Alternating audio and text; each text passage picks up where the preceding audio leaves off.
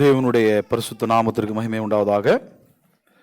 கூடி வந்திருக்கிற அனைத்து தேவனுடைய பிள்ளைகளுக்கும் நமது கர்த்தரும் இரட்சகரும் மீட்பெருமாகிய இயேசு கிறிஸ்து நாமத்தினாலே வாழ்த்துக்களையும் ஸ்தோத்திரம் சொல்லுகிறேன்.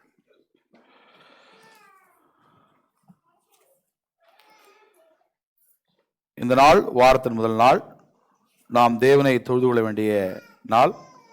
ஆனாலும் இந்த நாளில் ஒரு சிறப்பு. பல சமயங்களில் ஒரு 7 வருஷத்துக்கு ஒரு வாட்டி தான் இது அமையும் இல்லையா?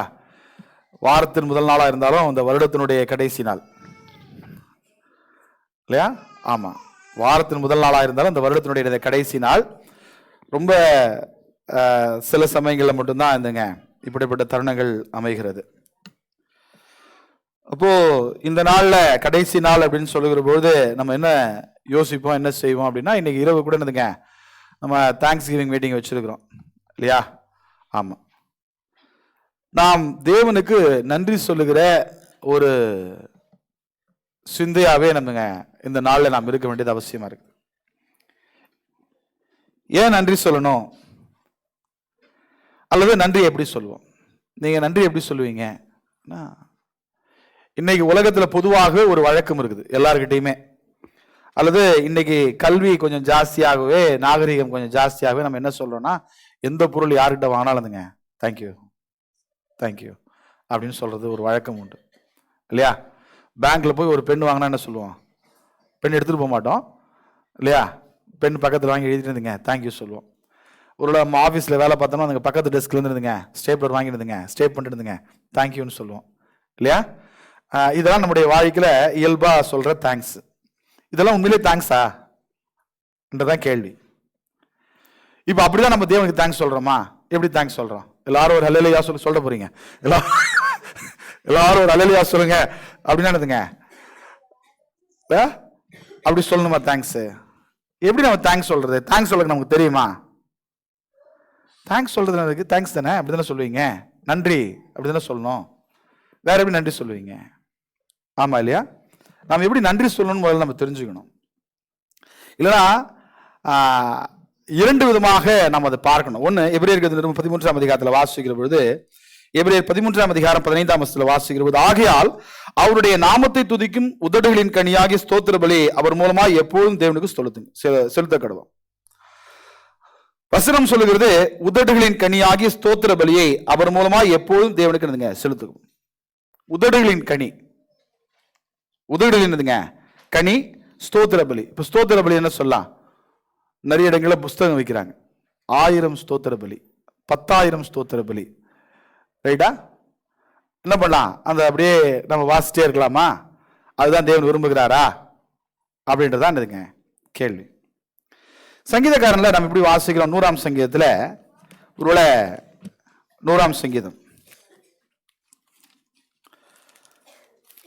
1 வாசிக்கிற பொழுது, பூமியின் குடிகளே எல்லோரும் கர்த்தரை கம்பீரமாய் பாடுங்கள், மகிழ்ச்சியோட கர்த்தருக்கு ஆராதனை செய்து ஆனந்த சத்தத்தோட அவர் சந்நிதி முன் வாருங்கள். கர்த்தரே தேவன் என்று அறியுங்கள், நாம் அல்ல, அவரே நம்மை உண்டாக்கினார். நாம் அவர் ஜனங்களும் அவர் மேய்ச்சலின் ஆடுகளுமாய் இருக்கிறோம். அவர் வாசலில் துதியோடும் அவர் பிரகாரங்களில் புகழ்ச்சியோடும் பிரவேசித்து அவரை துதித்து அவருடைய நாமத்தை ஸ்தோத்திரியுங்கள். கர்த்தர் நல்லவர், அவருடைய கிருபை என்றென்றைக்கும், அவருடைய உண்மை தலைமுறை தலைமுறைக்கும் உள்ளது. முதல்ல அவரை துதிக்கிறோம் அப்படின்னு சொல்லுகிற பொழுது வேதம் சொல்லுகிறது, அவரை துதித்து பாடுவது என்பது நாம் தேவனுக்கு செய்யக்கூடியதுங்க மிகுந்த பெரியதுங்க ஒரு நன்றி. எத்தனை பேர் பாட்டு பாடுறீங்க எனக்கு தெரியாது. நிறைய யாரை கேட்டாலும் என்ன சொல்லுங்க? எனக்கு பாட்டு வராது ஃபர்ஸ்ட் சொல்லுவோம். 2வது என்ன சொல்லுவோம்? என் வாய்ஸ் அந்த அளவுக்கு நல்லா இருக்காது. நம்ம இங்க என்ன போட்டியா வைக்கிறோம் இல்லையா? முடிஞ்சதுக்கு அப்புறம் அங்க கொஞ்சம் ஸ்ருதி சரியில்லை அப்படின்னு ஏதாவது சொல்ல போறாங்களா? இல்ல இல்லையா? நம்முடைய இருதயத்திலிருந்து நாம் பாடுகிற பாடல் கரெக்டா? அப்போ எத்தனை பேர் தேவன் நம்ம கொடுக்க ஞாயிற்றுக்கிழமை நம்ம ஆராதனை செய்யறோம், நம்முடைய வீடுகளில் தனிப்பட்ட முறையில் நீங்க பாட்டுலாம் பாடுறீங்களான்னு எனக்கு தெரியாது. பாட்டு பாடுவீங்க இல்லையா? தேவனை துதித்து பாட்டு பாடுவீங்களா? கரெக்டா? எத்தனை பேர் நம்முடைய தனிப்பட்ட வாழ்க்கையில, நம்முடைய தனிப்பட்ட வீடுகளில், குடும்ப ஜபங்கள்ல, தனிப்பட்ட ஜபங்கள்ல பாடல் பாடி ஜபம் செய்யறோம்? ஜபம் பண்றதுக்கே டைம் இல்லை பிரதர், இதுல நீங்க நாங்கள் பைபிளே வாசிக்கிறதுக்கு மனசுலாம் இருக்குது. ஆனால் என்னதுங்க, இருக்கிற ஒர்க் ப்ரெஷரில் ஓட்டத்தில் அதுக்கே வாய்ப்பு இல்லை. இதில் பாட்டு வேற அப்படின்னு சொன்னால் என்ன சொல்கிறது இல்லை? கொஞ்சம் யோசிச்சு பாருங்களேன். இன்னைக்கு 2023 கடைசி நாளில் வந்திருக்கிறோம். இந்த நாளை நம்மோடு துவக்கினவர்கள் எத்தனை பேர் நம்மோடு விடல? எனக்கு கொஞ்சம் யோசிச்சு பாருங்களேன் இல்லையா? வேதம் சொல்லுகிறது, முன்னமே காலம் சென்று மரித்தவர்கள் பாக்கியவான்கள், அவர்கள் பாக்கியத்துக்குள்ள போயிட்டாங்க இல்லையா? they are also in the blessed state. But கொஞ்சம் யோசிச்சு பாருங்களேன். இப்போ தேவன் இந்த இந்த 365 நாட்கள் தேவன் நம்மளை என்னதுங்க கடந்து வர செய்திருக்கிறார். நம்ம எவ்வளவு தேவனுக்கு என்னதுங்க நன்றி உள்ளவர்களா இருக்கணும் யோசிச்சு பாருங்க. ஆனா பல சமயங்கள் நம்ம நடக்க மாட்டோம். நம்ம எப்பவுமே இந்த வருடத்துல தேவன் உங்களுக்கு என்ன நன்மை செய்தார் அப்படின்னு கேட்டதுங்க, பல பேர் என்ன பண்ணுவோம், நம்ம அப்படி என்ன தேவன் நமக்கு செஞ்சுட்டாரு அப்படின்னு பெருசா யோசிப்பீங்க. கேடுதுனே, இந்த வருஷத்துல எல்லாம் உங்களுக்கு பிரச்சனை கிடந்தா? ஒரே பிரச்சனை தான் பிறகு. என்ன பிரச்சனை சொல்றீங்க? பண கஷ்டம் சொல்றதா, கால் வலி சொல்றதா, கை வலி சொல்றதா, என்ன இல்ல பிரச்சனையை சொன்னாதுங்க. நம்ம வரிசையா இருந்துங்க டப்பா டப்பா டப்பா அடுக்கும். இந்த வருஷத்துல தேவன் உங்களுக்கு என்ன நன்மை செஞ்சார் யோசிச்சு பாருங்க அப்படின்னா பெருசா அப்படி ஒன்றும் தெரியல இல்லையா? ஏன்னா நமக்கு எப்படி தெரியுது அப்படின்னா, நம்ம பசங்க மாதிரியே இன்னும் இருக்கும் இல்லையா? பசங்களுக்கு சொப்பு கிடைச்சா எந்த சந்தோஷம், எவ்வளவு ஒரு டாய் கிடைச்சா எனக்கு எந்த அளவுக்கு சந்தோஷம் இருக்கும் இல்லையா? அது மாதிரி இருந்துங்க, ஏதாவது பொருட்கள் மீது மட்டுமே நம்ம இருந்துங்க நாம் சந்தோஷம் மகிழ்ச்சியும் அடைகிறோம் இல்லையா? எத்தனை பேர் நம்ம நல்லா தூங்குறோம் படுத்த உடனே யோசிச்சு பாருங்க. எத்தனை பேர் நமக்கு என்னதுங்க 3 வேளை சாப்பாடு கிடைக்குது? எத்தனை பேருக்கு சாப்பிட்ற சாப்பாடு செரிக்குது? இதெல்லாம் கஷ்டம், உங்களுக்கு தெரிய மாட்டேங்குது. நம்ம என்ன நினைக்கிறோம், நம்ம சாப்பிட்றோம், நமக்கு செரிக்குது, திரும்பி பசிக்குது, திரும்பி சாப்பிட்றோம். கரெக்டுதானே? அப்படி கிடையாதுங்க. சாப்பாடு கிடைக்கிறதே கஷ்டம், அந்த சாப்பாடு செரிக்கிறது கஷ்டம் இல்லையா? இப்படி நிறைய ப்ராசஸ் நம்முடைய வாழ்க்கையில இருக்குது. ஆனா நம்ம என்ன பண்றோம், இதெல்லாம் என்னதுங்க நம்முடைய வாழ்க்கைக்கு நினைவுக்கே வருவது கிடையாது. இதெல்லாம் நன்மை என்று நாம் யோசிப்பது கிடையாது. இதெல்லாம் நாம் தேவனுக்கு நன்றியே சொல்வது கிடையாது. என்னைக்குன்னா சொல்லியிருக்குமா? எத்தனை பேர் சாப்பாடை முன்னாடி தேங்க்ஸ் சொல்றோம் யோசிச்சு பாருங்க. உளமாற யோசிச்சு பாருங்க. இந்த 365 நாள்ல இன்ட்டு 3 யோசிச்சு பாருங்க. 1000 வாட்டி சாப்பிட்டுருப்பீங்க, 2000 வாட்டி சாப்பிட்டுருப்பீங்க நீங்க, எனக்கு தெரியும் ரைட்டா? குறைஞ்சபட்சம் 1000 முறை. 365 நாளைக்கு இன்ட்டு 3 போட்டீங்கன்னா நீங்க குறைஞ்சபட்சம் என்னதுங்க 1000 முறை சாப்பிட்டுருப்பீங்க. இந்த 1000 முறையில் எத்தனை வாட்டி நீங்க தட்டு மேல தட்டுல வச்சுட்டு சாப்பிட்டுருப்பீங்க, நன்றி சொல்லிருப்பீங்க தேவனுக்கு? யோசிச்சு பாருங்க. என்னைக்காவது சொல்லியிருக்கீங்களா? சரி, இது பூமிக்குரிய வகையில விடுங்க இல்லையா? நம்ம என்ன சொல்லுவோம், இல்லைங்க நாங்க கஷ்டப்பட்டு வேலைக்கு போறோம், நாங்க சம்பாதிக்கிறோம் இல்லையா? அப்படிலாம் ஒன்றும் கிடையாதுங்க. நீங்க நம்ம பல சமயங்களை மறந்து போயிடுறோம். தேவன் தான் நமக்கு பலனை தருகிறார் என்பதுங்க நம்ம மறந்து போயிடுறோம். எல்லாம் நம்மளே என்னதுங்க பெருசா என்னதுங்க வெட்டி சாட்சிக்கு அதெல்லாம் ஒண்ணுமே பண்ண முடியாது நம்மளால. For everything God's grace is important. இந்த 365 நாட்களும் தேவனுடைய பிரதான கிருபையினால் நாம் கடந்து வந்திருக்கிறோம் என்பதுங்க நாம் உளமாற உணர்கிறோமா என்பதுதான் இதுங்க கேள்வி. ரெண்டாவது இல்லையா, நாம் தேவன் மீது வைத்திருக்கிற விசுவாசம், அது ரொம்ப முக்கியம். பார்த்துங்க, பல சமயங்கள்ல நாம நினைக்கிறோம், என்ன நினைக்கிறோம் அப்படின்னு சொன்னா, இன்னைக்கு நாங்க முடிவு பண்ணோம் நாட்டுக்கு சர்ச்சுக்கு வரதுக்கு நாங்க வந்தோம், கரெக்டா? அப்படிலாம் ஒன்றும் கிடையாது. நீங்க அப்படிலாம் நினைச்சீங்கன்னா அப்படிலாம் நம்மளால வர முடியாது. எல்லா நம்முடைய பங்கு இருந்தாலும் தேவனுடைய பங்கு அங்க பெருசா இருக்குது. எபிரேயர் நிருபத்தில் வாசிக்கிறோம் பாருங்க. எபிரேயர் 3ஆம் அதிகாரத்துல பரிசுத்த ஆவியானவர் எபிரேய ஆசிரியர் மூலமாய் நமக்கு சொல்லுகிறார். 3ஆம் அதிகாரம் 12ஆம் வசனத்துல, சகோதரரே, ஜீவனுள்ள தேவனை விட்டு விலகுறதற்கு ஏதுவான அவிசுவாசம் உள்ள பொல்லாத இருதயம் உங்களில் ஒருவனுக்கும் இராதபடிக்கு நீங்கள் எச்சரிக்கையார்கள். சகோதரரே, ஜீவனுள்ள தேவனை விட்டு விலகுறதற்கு ஏதுவான அவிசுவாசம் உள்ள பொல்லாத இருதயம் உங்களில் ஒருவனுக்கும் இராதபடிக்கு எச்சரிக்கையா இருக்குது. வருமா? வரும். பாருங்க, வேதத்திலே இருக்கிற இன்னைக்கு நம்ம சொல்றோம், பல சமயம் நம்ம படிச்சிருக்கோம் இந்த பாடத்தை. இவ்வளவு பிரிவினைகள் சபை எப்படி வந்துச்சுங்க அப்படின்னு சொன்னா, தொடக்கம் ஒரே சபை தாங்க, ஒரே சபையில தான் பிரிந்து போனது. உங்களுக்கு நினைவுபடுத்துறேன் பாருங்க. 1 யோவான்ல வாசிக்கிறோம். 1 யோவான் 2ஆம் அதிகாரம் 18-19 வாசிக்கிற பொழுது, 1 யோவான் 2ஆம் அதிகாரம் 18-19 வாசிக்கிறது, பிள்ளைகளே, இது கடைசி காலமாக இருக்கிறது. 2024 அல்ல, 1ஆம் நூற்றாண்டு காலத்துல இது கடைசி காலமாக இருக்கிறது. அந்தி கிறிஸ்து வருகிறான் என்று நீங்கள் கேள்விப்பட்டபடியே இப்பொழுதும் அநேக அந்தி கிறிஸ்துகள் இருக்கிறார்கள். அதனாலே இது கடைசி காலம் என்று அறிந்திருக்கிறோம். எது? 1ஆம் நூற்றாண்டு காலத்தில் சொல்றாரு. அவர்கள் நம்மை விட்டு பிரிந்து போனார்கள். எவர்களுங்க? இந்த அந்தி கிறிஸ்துன்னு சொல்றவங்க நம்ம விட்டு பிரிந்து போனார்கள், ஆகிலும் அவர்கள் நம்முடையவர்களா இருக்கவில்லை, நம்முடையவர்களா இருந்தார்களானால் நம்முடைய நிலைத்திருப்பார்களே, எல்லோரும் நம்முடையவர்கள் அல்லவென்று வெளியாகும்படிக்கு பிரிந்து போனார்கள். அப்போ எங்க இருந்து தான் போனாங்கன்னா உள்ள இருந்தா வெளியே போனாங்க. ஒரு புதிய உபதேசம் எங்க இருந்து வருதுங்க? உள்ள இருந்தா வெளியே வருது. அதனால வேதம் சொல்லுவது, அவிசுவாசம் உள்ள பொல்லாத இறுதி உங்கள் ஒருவனுக்கும் இராதபடிக்கு எச்சரிக்கையா இருங்கள். எத்தனையோ பேர் கேட்டிருக்காங்க, சத்தியத்தை அறிந்த மக்கள், வேறொன்று நின்ற மக்கள், கஷ்டங்களும் இக்கட்டுகளும் துன்பங்களும் வேதைகளும் வருகிற பொழுது கடவுள் ஒத்துருக்கிறாரா? கடவுள் இருந்தா ஏன் இவ்வளவு பிரச்சனை எல்லாம் வருது? எனக்கு மட்டும் ஏன் இவ்வளவு பிரச்சனை வருது? இதை பேசுகிற அநேக மக்கள் இருக்கிறாங்க. ஆனா நம்ம என்ன நினைக்கிறோம்? நம்ம டிசைட் பண்றோம். இல்லைங்க, காத்து பலமா அடிச்சதுன்னு வச்சுங்க, நிக்கிறது கஷ்டம். உபத்திரவம் பெருசா வந்ததுன்னு நிக்கிறது கஷ்டம். அவ்வளவு சுலபம் கிடையாது நாம் தேவனை விசுவாசிப்பது என்பது. அவ்வளவு எளிமையானதுங்க, நம்ம கடந்து வர முடியாது. இந்த 365 நாள் 52 வாரங்கள் நீங்க அட்டெண்டன்ஸ் போட்டுங்க. எத்தனை பேர் பிரசன்ட்? 52 வாரம் நீங்க பிரசன்ட் போட்டுங்க, உங்களுக்கு தான் தெரியும். 52 வாரத்துல எவ்வளவு லேட்டு நீங்க, உங்களுக்கு தான் தெரியும், எனக்கு தெரியாது, நம்ம நோட் பண்ணல. எவ்வளவு லேட்டு நீங்க அட்டெண்டன்ஸ் போட்டுங்க, எவ்வளவு மார்க் நீங்க கொடுப்பீங்க, எவ்வளவு பெர்சன்டேஜ் போடுவீங்க, நீங்க பாத்துங்க. நம்மளால முடியாதுங்க. நாம் நினைக்கிறோம் நம்மளால எல்லாத்தையும் சாதிச்ச முடியும், இல்ல.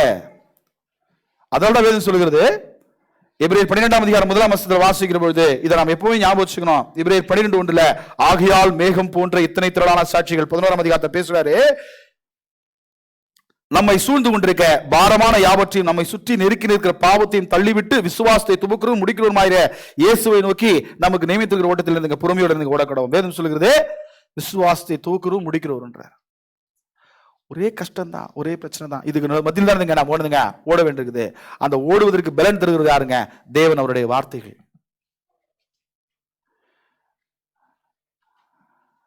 இல்லையா? அப்போ நாம் இன்றைக்கு வரைக்கும் நாம் தேவனை விசுவாசிக்கிறோம் என்று சொன்னால் அதுவும் என்னதுங்க? தேவனுடையதுங்க பெரிதான தயவு தான். ஏன்னா பெருசா காத்தெல்லாம் என்னதுங்க அடிக்கல, இல்லையா? அன்னைக்கெல்லாம் என்ன பண்ணாங்க? இந்த மேல 11ஆம் அதிகாரத்தில் வாசிக்கிற போது அவர்கள் பட்ட உபத்திரவங்களை நீங்க பாத்தீங்கன்னா, நம்மளை இப்படி கூப்பிட்டு பலார்னு ஒரு அறை விட்டு சர்ச்சுக்கு போனா அவ்வளவுதான் அப்படின்னா என்ன பண்ணோம் நமக்கு தெரியாது. இப்ப பேசலாம், என்ன பேசலாம்? அப்படிலாம் கிடையாதுங்க. நாங்க என்ன வந்தாலும் என்ன பண்ணுவோம்? பேசுற மாதிரி பேசலாம். ஒரு அடி வாங்கும் போது மட்டும் தான் நமக்கு தெரியும். அப்ப என்ன சொல்றேன்னா, இன்னைக்கு வரைக்கும் நாம் விசுவாசமா இருக்கிறோமா, அது தேவனுடைய தயவு. அதுக்கே பண்ணுதுங்க நன்றி சொல்லலாம். அதனால வேதம் சொல்லுகிறது, தன்னை நிற்கிறது என்று விழாதபடிங்கிறதுங்க எச்சரிக்கையா இருக்கிற வேதம் சொல்லுகிறது. என்னைக்கு வேணாலும் நம்ம விழுந்து போலாம். விழுந்து போன எல்லாருமே தேவனுடைய பிள்ளைகள் தான். ஆல் கிரேட் பீப்புளா இருந்துங்க தேவனுடைய பிள்ளைகள் தான். விசேஷமான உங்களுக்கு தெரியும் இல்லையா? சாலமோன் ஞானி, கூடையோட சேர்த்து தான் வரும், அது பிரிக்க முடியாது. சாலமோன் சொன்னாலும் இருந்துங்க கூடவே இருந்துங்க அந்த பேரும் சேர்ந்து தான் வரும், ஞானின்னு சொல்லி, இல்லையா? அவருக்கு இல்லாத ஞானமா? அவருக்கு இல்லாத அறிவா? அவருக்கு இல்லாத புத்தியா? அவருக்கு இல்லாத சாமர்த்தியமா? அவருக்கு இல்லாத வசதியா? எல்லாத்தையும் சொன்னாரு, மாயை மாயை எல்லாம் மாயின்னு சொன்னாரு. கட்சியில் அந்த மனுஷன் போயிருந்துங்க விற்கிறதுக்கு முன்னாடி இருந்துங்க கையெழுத்து கும்பிட்டாருங்க. எவ்வளவு பெரிய ஆச்சரியம் யோசிச்சு பாருங்க. நம்ம நினைக்கிறோம் இல்ல ஐ எம் ஸ்ட்ராங் பர்சன், ஒன்றும் கிடையாது. காத்து பலமானதுங்க அடியில. இந்த 2023 நம்மளை கடந்து வர செய்திருக்கிறார். யோசிச்சு பாருங்க, நான் தேவனுடைய பிள்ளையா இருக்கிறேன், எவ்வளவு பெரிய என்னதுங்க பாக்கியம். மூணாவது இல்லையா, சத்தியத்துக்குள்ள நிக்கிறோம். தேவனுக்குள்ள இருக்கின்றது. நெக்ஸ்ட் சத்தியத்துக்குள்ள நிக்கிறோம்.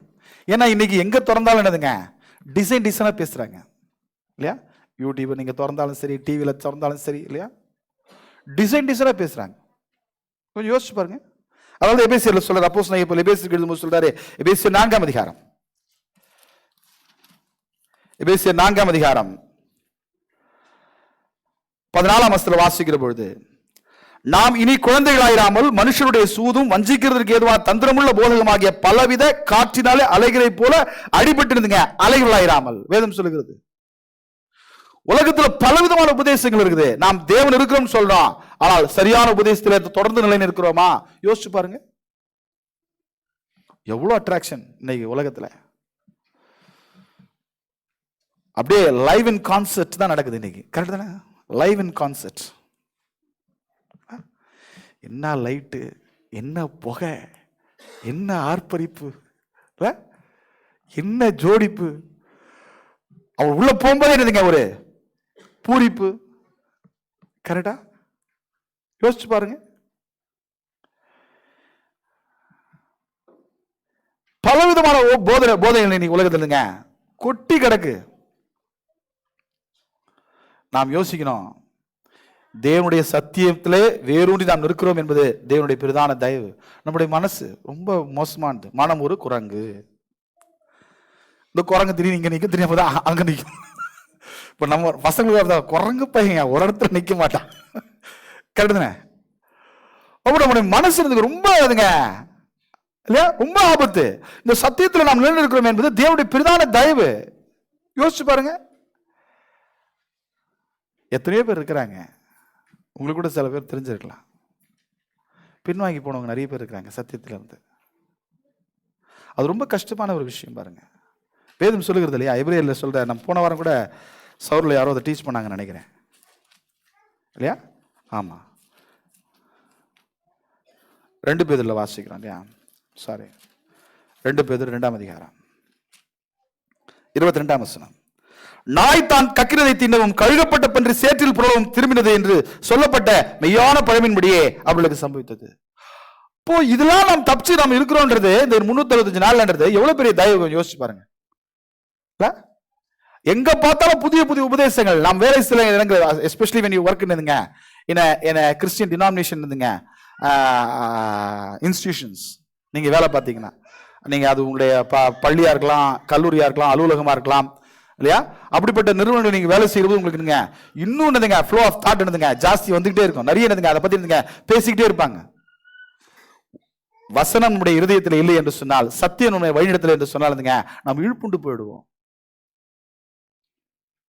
நீங்க பார்க்கலாம், அந்த டீம் எல்லாம் பேசும்போது என்ன சொல்லுவாங்க, ஏசப்பா என்ன சொல்றாரு தெரியுமான்னு தான் பேசுவாங்க. நீங்க கவனிச்சுட்டே இருக்கணும். அங்கன்னா சாரல் அடிக்குதுன்னு அர்த்தம். எங்க சாரல அங்கிருந்து அடிக்குதுன்னு அர்த்தம். அதனுடைய தாக்கம் இருக்கும். அப்போ இதெல்லாம் நாம் கடந்து நாம் இந்த 365 நாள் கடந்து வந்திருக்கிறோமே, நம்முடைய பலனில கிடையாது. பாத்துங்க, purely the mercy of God. இதுக்கெல்லாம் நம்ம என்னதுங்க நன்றி சொல்லுமா? எப்படி சொல்லலாம்? Let us all praise God, let us all thank God, let us all glorify God. இல்ல இப்படிலாம் சொல்லிட்டு இப்படிலாம் சொன்னா எப்படி என்ன செய்வீங்க? எல்லாரும் கைகளை உயர்த்துங்க, கைகளை தூக்கி போறீங்க. கவனம் சொல்றேன், கைகளை உயர்த்தி எல்லாரும் இருந்துங்க இல்லையா, தேவனை மகிமைப்படுத்துங்கள், ஸ்தோத்திரி. இதெல்லாம் ரொம்ப ஈஸிங்க. This all very easy to do it. இதான் நீங்க உலகம் செய்கிறது. நாம் தேவனுக்கு எப்படி நன்றி சொல்லுவோம்? படிக்கலாமே. தேவனுக்கு நாம் எப்படி நன்றி சொல்லலாம்? வாங்க படிக்கலாம். ஃபர்ஸ்ட் ஆஃப் ஆல், ரோமர் 12ஆம் அதிகாரம் 1ஆம் வசனம். ரோமர் 12:1 நாம் வேதம் சொல்லுகிறது, first how do we thank God in our பாடி.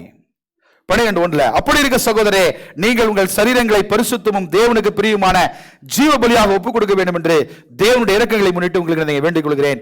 இதுவே நீங்கள் செய்யத்தக்க புத்தியுள்ள ஆராதனை. இங்க நீங்கள் வாசிக்கிற பொழுது it will be a reasonable service. Tamil, அதாவது தமிழ்ல இருக்கிற ஆராதனைக்கும் வேதத்தில் பயன்படுத்தப்பட்டிருக்கிற ஆராதனை கொஞ்சம் வித்தியாசம் உண்டு. பாத்துங்க, இங்க தமிழ்ல நம்ம ஆராதனை என்ற கான்டெக்ஸ்ட் எதை பேசுவோம்னா வர்ஷிப் என்ற கான்டெக்ஸ்ட்ல பேசுவோம்.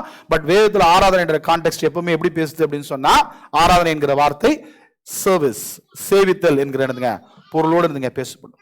வர்ஷிப் என்று சொன்னால் தொழுகை, தமிழுடைய சரியான மொழியாக்கம். பட் நம்ம we used to that word, ஆராதனை என்கிற வார்த்தைக்கு அதனால பிரச்சனை கிடையாது, அண்டர்ஸ்டாண்ட் பண்ணிக்கிட்டா போறோம்.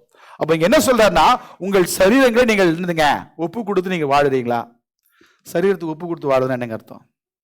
நாங்க எந்த பாவம் செய்யறது கிடையாதுங்க சரீரத்தை வச்சு. அதுதான் நம்ம பெருசா நினைக்கிறோம். எஸ்பெஷலி வி திங்க் ஆஃப் நாங்க குடிக்க மாட்டோங்க, we don't drink, we don't smoke, இல்ல we don't smoke, இல்ல we don't commit adultery, we are not idol worship. இதெல்லாம் நம்ம செய்ய மாட்டோம் இல்லையா? இதெல்லாம் நம்ம சரீரத்தை வைத்து செய்வது. வேற என்ன செய்வோம்? வேற நிறைய செய்வோம். கரெக்டா? How do you glorify this this body? வேதம் சொல்லுகிறது, உங்களுடைய சரீரத்தை தேவனுக்காக நீங்கள் அர்ப்பணியுங்கள். இந்த கையை என்னைக்காவது தேவனுக்காக பயன்படுத்திருக்கீங்களா? Have you ever used your hand to glorify God? Have you ever used your legs to glorify God? பாட்டு பாடுவோம் இல்லையா? என்னைக்காவது உங்களுடைய நாவினால் did you glorify God? யோசிச்சு பாருங்க. நாம் எப்படி அவரை குளோரிஃபை பண்ண முடியும்? யோசிச்சு பாருங்க. வசனம் சொல்லுது ஃபர்ஸ்ட் யுவர் பாடி. ரோமர்ல சொல்றாரு பாருங்க. ஃபர்ஸ்ட் நம்ம இதை முடிச்சிடுவோம். உங்களுடைய பாயிண்ட் நான் முடிச்சிட்டு நான் திரும்பி இங்க வரேன். ரோமர் 6ஆம் அதிகாரம் 12-13 நான் முடிச்சிடறேன். முதல்ல ரோமர் 6:12-13 ஆகையால் நீங்கள் சரீர இச்சைகளின்படி பாவத்திற்கு கீழ்ப்படியத்தக்கதாக சாவுக்கு எதுவான உங்கள் சரீரங்களில் பாவம் ஆளாதிருப்பதாக நீங்கள் உங்கள் அவயவங்களை அநீதியின் ஆயுதங்களாக பாவத்திற்கு ஒப்புக்கூடாமல் உங்களை மரித்தோடு பிழைத்திருக்கிறவர்களாக தேவனுக்கு ஒப்பு கொடுத்து உங்கள் அவயவங்களை நீதிக்குரிய ஆயுதங்களாக தேவனுக்கு ஒப்பு கொடுங்கள். எது சொல்லுது? ஃபர்ஸ்ட் இச்சையை சொல்லிட்டார். நான் அதை முடிச்சிடறேன். அது உங்களுக்கு எல்லாருக்கும் தெரியும்.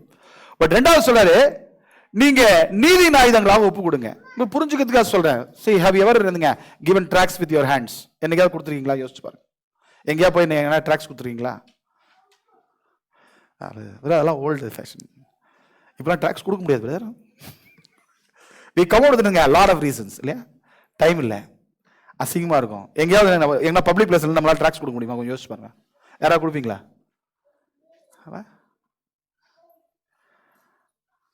Have you ever used this hand to glorify God? It's very easy to speak. உள்ள இருந்து ஒரு ரூம் உள்ள இருந்துங்க ஹalleluya praise God thank you Jesus இதெல்லாம் சொல்றது ரொம்ப easy. when you step out of your comfort zone do the Lord's work. கர்த்தருடைய வேலையை நீங்க நினைக்காத செய்ய முடியுதா உங்களுக்கு? யோசிச்சு பாருங்க. அதனால வேதம் சொல்லுது நீ வெட்கப்படாத ஊழியக்காரனா இருந்தீங்க. அப்போஸ்தலனாகிய பவுல் தீமோத்தேயுவை பார்த்து சொல்றாரு. ஏன்னா இருந்தீங்க you have to come out of the shame. How do you glorify God? You come out of the shame. அந்த வெட்கத்துல நீங்க வெளியே வரணும். Step down for God. Right. அடுத்தது இல்லையா? யாக்கோபு 1ஆம் அதிகாரம். யாக்கோபு எழுதின நிருபம் இல்லையா? 2ஆம் அதிகாரம் மன்னிக்கணும். யாக்கோபு 2ஆம் அதிகாரம் 15-16 வாசிக்கிற பொழுது ஒரு சகோதரனாவது சகோதரியாவது வஸ்திரம் இல்லாமலும் அனுதின ஆகாரம் இல்லாமலும் இருக்கும்போது உங்களில் ஒருவன் அவரை நோக்கி நீங்கள் சமாதானத்திற்கு போங்கள் குளிர்காய்ந்து பசியார்கள் என்று சொல்லியும் சரீரத்திற்கு வேண்டியவை அவர்களுக்கு கூடாவிட்டால் பிரயோஜனம் என்ன? Have you ever helped with your hands to anybody? என்னைக்காவது நீங்க தேவனுக்கு ஹெல்ப் பண்ணிருக்கீங்களா? நான் எப்படி நான் தேவனை மகிமைப்படுத்த முடியும்? இதனால யாரு மகிமைப்படுகிறா? நான் படிக்கலாம் பாருங்க. நம்ம என்ன சொல்லுவோம்? ஒன்றும் கவலைப்படாதீங்க, கர்த்தர் பெரிய காரியங்களை செய்வார், கர்த்தர் நல்லவர், நாங்கள் உங்களுக்காக ஜெபம் பண்றோம். இதெல்லாம் பேசுவதை தவிர நல்லா ஒன்றும் வெளியே வர மாட்டேங்குது பாரு. கரெக்டா? 2 கொரிந்தியர் வாசிக்கிறோம் பாருங்க. வேதம் சொல்லுகிறது this is how you glorify God என்றாரு. 2 கொரிந்தியர் 9ஆம் அதிகாரம் 12-13 வாசிக்கிற பொழுது 2 கொரிந்தியர் 9ஆம் அதிகாரம் 12-13 இந்த தர்ம சகாயமாகிய பணிவிடை பரிசுத்தவானுடைய குறைவுகளை நீக்குவதும் அல்லாமல் அநேகர் தேவனை ஸ்தோத்திரிப்பதினால் சம்பூர்ணமுள்ளதாய் இருக்கும். அவர்கள் இந்த தர்ம சகாயத்தினாலே நன்மையை அனுபவித்து நீங்கள் கிறிஸ்துவின் சுவிசேஷத்தை கீழ்ப்படிதலோட அறிக்கை நிமித்தமும் தங்களுக்கும் மற்ற அனைவருக்கும் நீங்கள் உதாரத்துவமாய் தர்மம் செய்வது நிமித்தம் அவர்கள் தேவனை என்னதுங்க மகிமைப்படுத்தி. How you can glorify God? இல்லையா? with your நீங்கள் உங்களை கொடுக்கிற பொழுதுதான் உங்களிடத்தில் இவைகளை கொடுக்கிற பொழுதுதான் you can glorify God.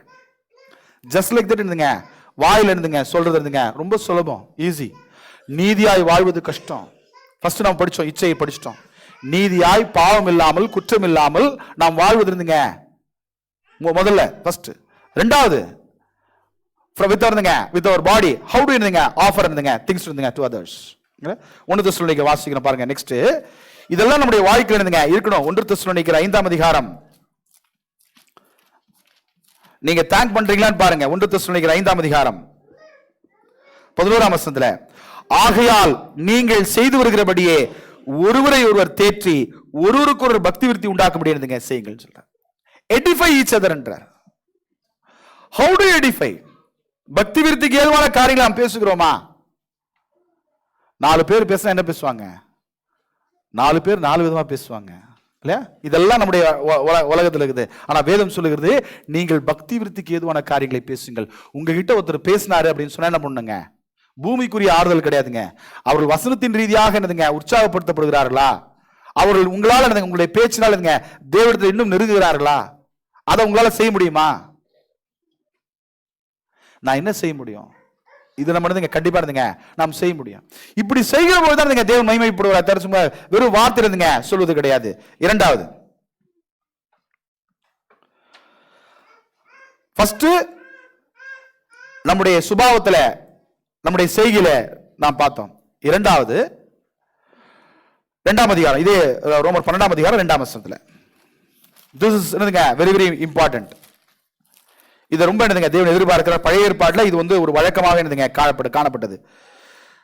ரோமர் 12ஆம் அதிகாரம் 2ஆம் வசனம், நீங்கள் இந்த பிரபஞ்சத்திற்கு ஒத்த வேஷம் தெரியாமல் தேவனுடைய நன்மையும் பிரியமும் பரிபூர்ணமான சித்தம் இன்னதென்று பகுத்தறியத்தக்கதாக உங்கள் மனம் புதிதாகிறதுனாலே மறுரூபமாகின்ற.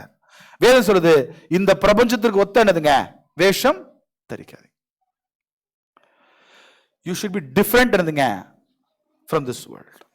நீங்க எப்படி how do you glorify God அப்படின்னா, இந்த உலகத்தாரை போல நாம் வாழக்கூடாது. யூ ஷுட் பி இந்த உலகத்திற்கு ஒத்த வேஷம் நாம போடக்கூடாது. பழைய ஏற்பாடுல நீங்க பாத்தீங்கன்னா இஸ்ரேல் மக்களுக்கு அவங்களுடைய பேச்சுல, அவங்களோட உணவுல, அவங்களுடைய உடையில, இல்லையா, அவங்களுடைய ஆராதனை முறைமைகள்ல, இது எல்லாமே என்ன பண்ணாங்க, அவங்க டிஃப்ரெண்ட் காமிச்சாங்க. எல்லாரும் சாப்பிடுற உணவை இஸ்ரேல் மக்கள் சாப்பிட முடியாது. எல்லாரும் போடுற உணவை இஸ்ரேல் மக்கள் உடை அணிய முடியாது. எல்லாரும் ஹேர் கட் பண்ற மாதிரி அவங்க ஹேர் கட் பண்ண முடியாது. எல்லாரும் ஆமா, இது எல்லாமே வசனம் இருக்குது. அவங்க ஹேர் கட்டிங் கூட அவங்க விருப்பம் மாதிரி செய்ய முடியாது. அவங்க ட்ரெஸ் அவங்க விருப்பம் மாதிரி போட முடியாது. அவங்க சாப்பிடுற உணவுங்க அவங்களுக்கு பிடிச்சிருக்கு சாப்பிட முடியாது. நிறைய விஷயங்கள் விலக்கி இருக்கிறார். தே ஆர் டிஃபரெண்ட் என்பதை காண்பிச்சிருக்கிறார். வேதம் சொல்லுது, நம்ம கிட்ட என்னதாங்க அதான் சொல்றாரு, நீங்கள் இந்த உலகத்திற்கு ஒத்த வேஷம் தெரியாதீங்க. என்ன வேஷம்? எந்த வேஷமா இருக்கட்டும், சுபாவமா இருக்கட்டும், உங்களுடைய உடையா இருக்கட்டும், உங்களுடைய உணவா இருக்கட்டும், இல்லையா, வசனம் சொல்லுது மாம்ச பெருந்தீனிக்காரன் சொல்லுது. சாப்பாடு கூட என்னதுங்க ஆபத்துன்றார். மாம்சம் பெருந்தீனிக்காரன். அப்போ நாம் இதெல்லாம் டிஃபரெண்டா இருக்கிறோமா? உலகத்தான் செய்த எல்லாத்தையும் நான் செஞ்சுட்டு நானும் தேவனுடைய பிள்ளை, நான் தேவனை மகிமைப்படுத்துகிறேன், தேவனுக்கு நன்றி சொல்றேன்னா தேவன் அது எப்பவுமே ஏத்துக்கிறது கிடையாதுங்க. அது எப்பவுமே ஞாபகம் வச்சுக்கணும். சொல்றாரு பாருங்க, எபேசியர்கள் 4ஆம் அதிகாரத்தில் சொல்லுகிற போது உங்களுடைய பேச்சு எப்படி இருக்குன்னு சொல்றாரு பாருங்க. எபேசியர் 4ஆம் அதிகாரம் 25ஆம் வசனம், எபேசியர் 4:25, இல்லையா, அன்றியும் நாம் ஒருவருக்கு ஒரு அவயவங்களா இருக்கிறபடியால் பொய்களை கடந்து அவனவன் பிறவன் மெய்யை பேசக்கடவன். அப்போ நம்முடைய பேச்சு எப்படி இருக்குன்னு யோசிச்சு பாருங்க. நம்ம எவ்வளவு பொய் சொல்றோம் ஒரு நாளைக்கு? எவ்வளவு சொல்லுவீங்க? அப்படிலாம் கணக்கெல்லாம் பார்க்க முடியாது. கணக்கெல்லாம் பார்த்தானுங்க எங்களுக்கே பயமா இருக்கும், இல்லையா? அது சில துறையெல்லாம் ரொம்ப கஷ்டமானதுங்க துறைகள். அப்போ நம்முடைய செயலை சார்ந்து, இல்லையா, ஒண்ணு நம்முடைய இச்சையை சார்ந்து, நம்முடைய அவயவங்கள் தேவனுக்காக பயன்படுகிறதா என்பதை சார்ந்து, இரண்டாவது நாம் சொல்லும்போது இந்த உலகத்தா மாதிரி நான் வாழக்கூடாது. இந்த உலகத்தான் செய்யறதே நான் செய்யக்கூடாது. இந்த உலகத்தாருடைய ஸ்டைல் நான் பின்பற்றக்கூடாது. அவன் செய்யற மாதிரி நான் செய்யக்கூடாது, இல்லையா? வசனம் அது ரொம்ப தெளிவா பேசுது, இல்லையா? Especially when it comes to dress வேதம் ரொம்ப தெளிவா மாடஸ்டி என்கிற வார்த்தை பயன்படுத்துகிறது. தகுதியான வஸ்திரம் என்று பேசுகிறது, இல்லையா? ஆமா. இப்ப ஆண்களுக்கு தகுதியான வஸ்திரம் கிடையாதா? இல்லையா? சகோதரிகளுக்கு மட்டும் அங்க கிடையாது, ஆண்களுக்கு தகுதியான வஸ்திரங்கள் உண்டு. கரெக்டா? ஸோ உங்களுக்கு புரிஞ்சுக்கிறதுக்காக சொல்லலாம். பல சமயம் நான் எல்லாருக்கும் பைபிள் கிளாஸ்ல கேட்டதான் கேள்வி. இப்போ நான் ஒரு ஆஃப் டவுசரும் ஒரு ஸ்லீவ் வெஸ்ட்னுங்க பனியனு போட்டு இங்க நான் பேசுறேன், நீங்க ஏத்துப்பீங்களா? ஏத்துக்க மாட்டீங்களா? அப்ப தகுதியான வஸ்திரம் இருக்குல்ல, கரெக்டுங்க, ஏத்துக்க மாட்டீங்களா?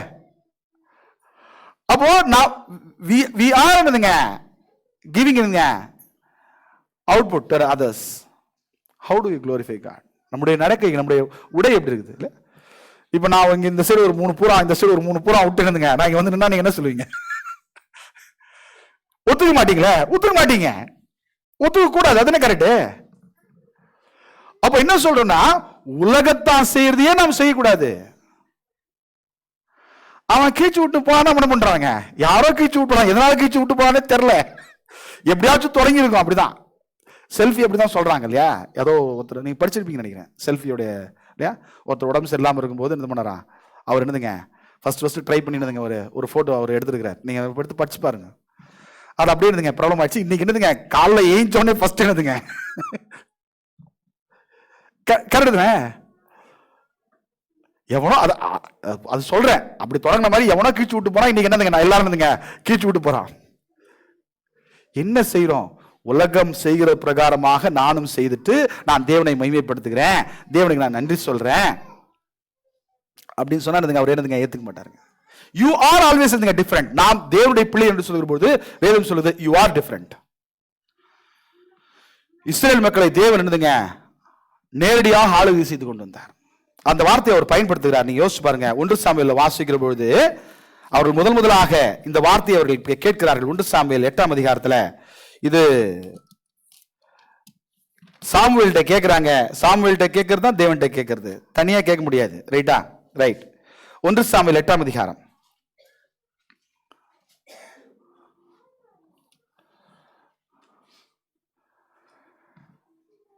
ஆமா, ஒரு 5 நான் வாசிக்கிறேன்.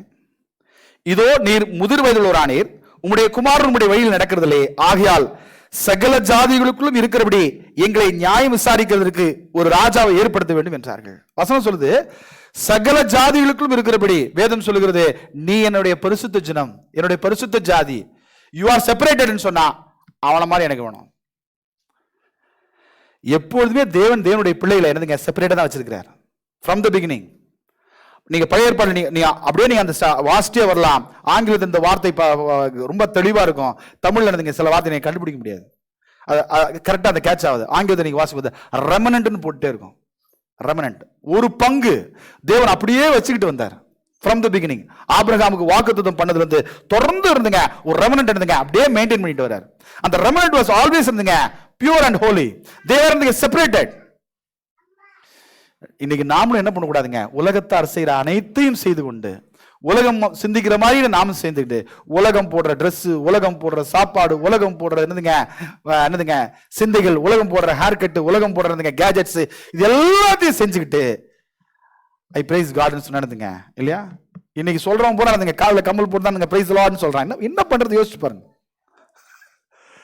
அதை பார்த்து என்ன பண்றான், பாக்குறவங்க என்ன பண்றான், கம்மல் போடு. என்ன கரெக்ட் தானே? 3வது நான் முடிச்சிடுறேன். வெளிப்படுத்தின விசேஷம் 2ஆம் அதிகாரம்.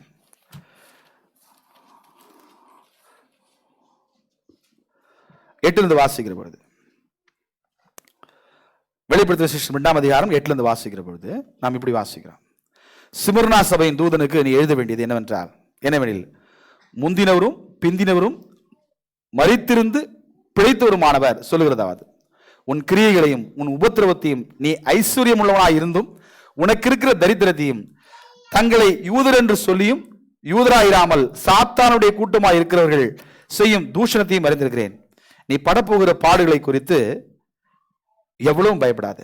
இதோ நீங்கள் சோதிக்கப்படும் பொருட்டாக பிசாசானவன் உங்களில் சிலரை காவலில் போடுவான். 10 நாள் உபத்திரவப்படுவீர்கள். ஆகிலும் நீ மரணபுரிந்து உண்மையாயிரு, அப்பொழுது இருந்துங்க ஜீவ கிரீடத்தை உனக்கு தருவேன்.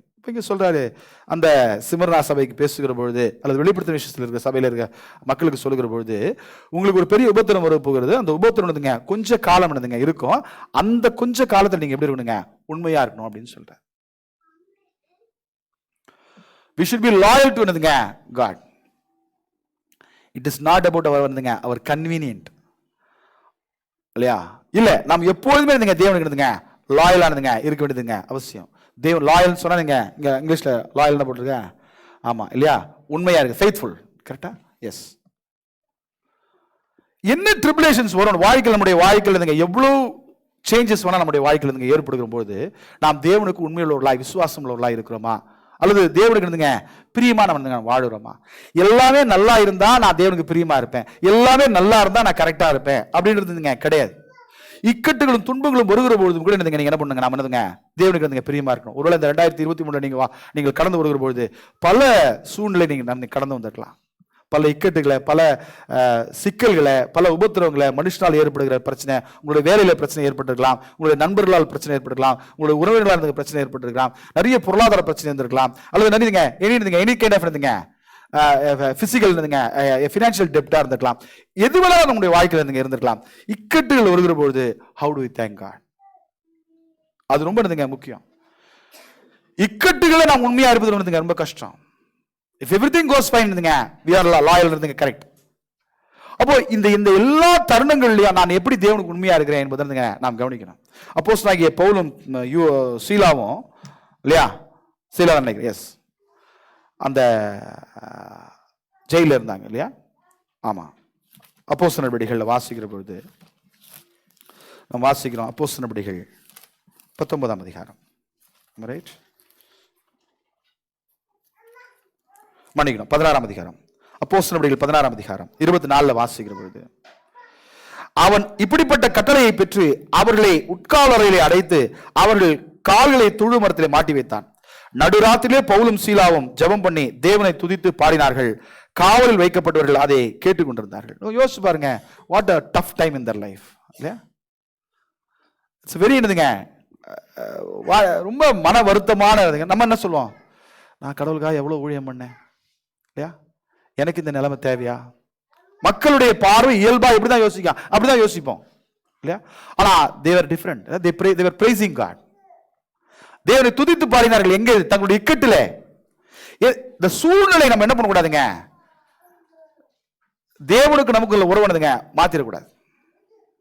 இயல்பாகவே சூழ்நிலைகள் தான் அந்த மனுஷன் என்னதுங்க தீர்மானிக்குது. 2 காரியங்கள் சொல்லுவாங்க உலகத்துல இல்லையா? Necessity is the mother of all invention சொல்லுவாங்க இல்லையா? நெசசிட்டி தான் இல்லையா? ஏன் இவன் ரொம்ப நல்லவனா இருக்கிறான் அப்படின்னு சொன்னாடுதுங்க, அவனுக்கு தவறு செய்வதற்கு உண்டான வாய்ப்பு கிடைக்கலன்றத மேட்டர். வாய்ப்பு வருகிற போது நம்ம எப்படி இருக்கோன்றதான் கேள்வி. Everything is fine, everybody is good, கரெக்டா? அப்போ சூழ்நிலையில் மாறுகிற போது to we price God?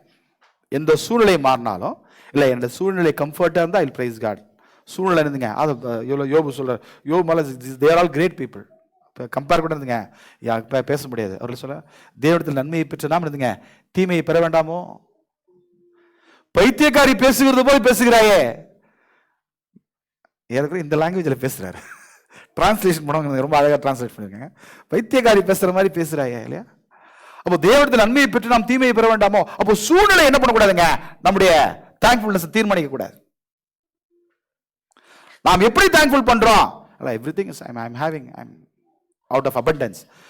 God never accepts something out of abundance. எப்பவுமே ஞாபகம் வச்சுங்க, நாம் நம்முடைய பரிபூர்ணத்தில் செய்கிற பொழுது இல்லையா, நான் பல சமயம் உங்களுக்கு சொல்றதுதான், பரிபூர்ணத்தில் செய்கிற பொழுது what ever it may be, it is கஷ்டம்தான். எனிதிங் இஸ் கஷ்டம்தான். எவ்ரிதிங் ஃபைன், எவ்ரிதிங் இல்லையா, நம்ம எல்லாரும் செய்யலாம். ஆனால் தேவனுடைய காரியங்கள் என்று வருகிற பொழுது இல்லையா, நாம் எந்த அளவுக்கு கவனமா இருக்கிறோம். அப்போ இந்த 3 விஷயங்கள் நான் உங்களுக்கு சொல்ல விரும்புறேன். 1, உங்களுடைய சரீரத்தை நீங்க எந்த அளவுக்கு தேவனுக்கு பிரியமாய் வைத்து தேவனுக்கு நன்றி சொல்றீங்க. உங்களுடைய சரீரம் unless until your vessel is clean vessel, how will take it? ஒரு பழைய ஒரு ஒரு சம்பவம் சொல்றேன் பாருங்க, கடைசியாக நான் சொல்றேன். அதாவது ஒரு தினமும் ஒரு ஒரு ஒரு ஒரு பிச்சைக்காரனுக்கு ஒருவர் என்னதுங்க ₹1 போடுற ஒரு வழக்கம் வைத்திருந்தார். டெய்லி ₹1 என்னதுங்க ஃபார் என்னதுங்க பெகர், ரைட்டா? The beggar want to thank. One day என்னதுங்க the beggar found தானதுங்க இந்த பர்சனுக்கு வந்துங்க இவருக்கு இன்னைக்கு வந்து பர்த்டே, அவருக்கு நம்ம என்ன பண்ணலாம், தேங்க் பண்ணணும் அப்படின்னு சொன்னாங்க, ரைட்டா?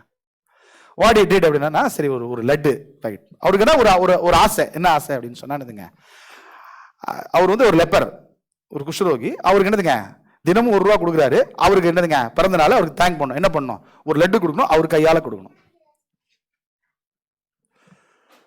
உங்களுக்கு புரியுதான்னு பாருங்க. லட்டு கொடுக்கணும், அவர் ஒரு தொழு நோயாளி, அவர் கையில் இருந்துங்க அவர் கொடுக்கணும். எப்படி இருக்குங்க? இன்டென்ஷன் நல்லா இருக்குது, ஆனால் என்ன கிடையாதுங்க, பாத்திரம் என்ன கிடையாதுங்க, சுத்தம் கிடையாது. கரெக்டா?